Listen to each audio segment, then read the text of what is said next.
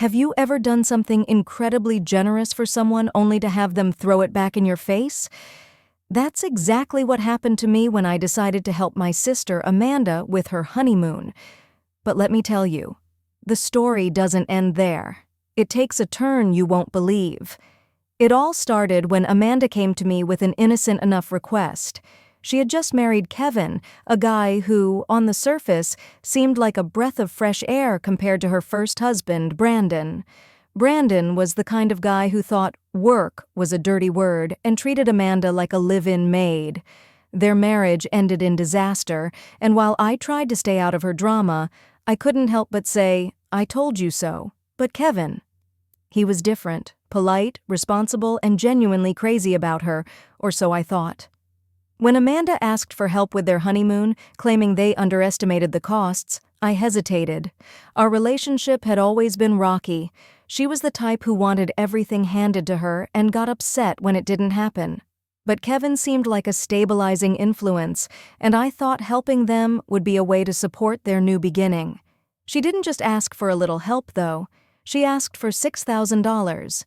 Against my better judgment, I agreed.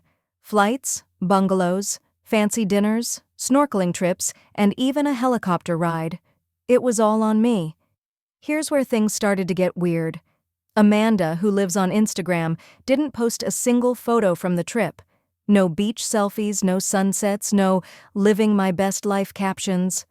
Nothing. Everyone in the family noticed and thought it was odd, but we brushed it off, assuming Kevin had convinced her to unplug for once.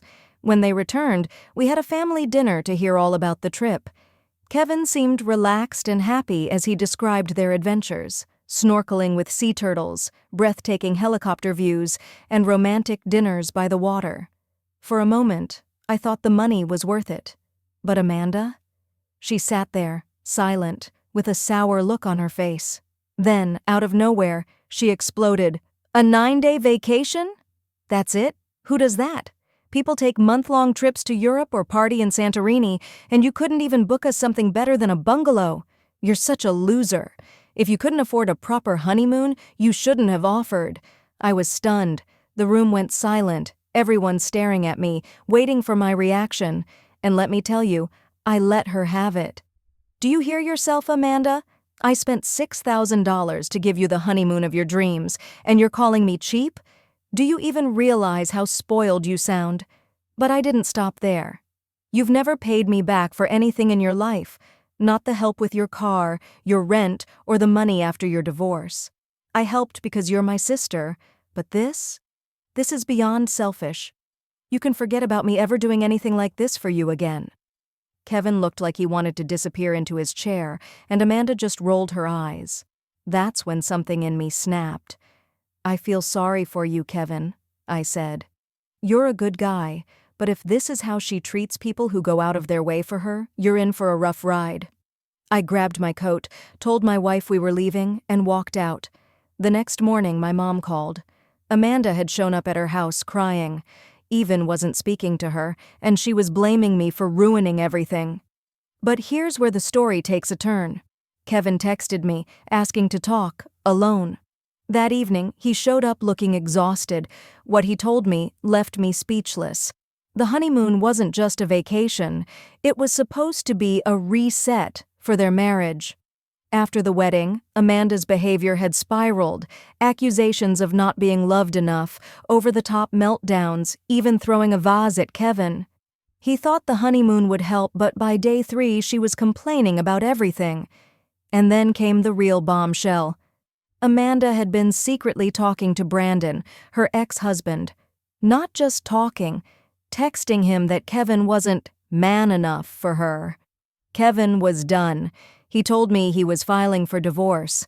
As much as I wanted to feel bad for Amanda, I couldn't. She'd crossed too many lines, and this time it wasn't my mess to fix. When I confronted her, she finally broke down, admitting she didn't know how to stop sabotaging her relationships, but I didn't let her off the hook. "You're an adult, Amanda. Your choices have consequences. If you keep treating people like this, you'll end up alone. And don't come crying to me when it happens. I'm done being your safety net." For once, she didn't fight back. But whether she'll change? Only time will tell. Now, here's the kicker. A few weeks later, I got a text from Kevin. They were trying counseling, but he wasn't optimistic. And honestly, I don't blame him. So, what would you do if you were in my shoes? Would you forgive her, or would you cut ties for good? Let me know in the comments, and if you want to hear what happens next, make sure to subscribe to my channel. This story isn't over yet. Stay tuned.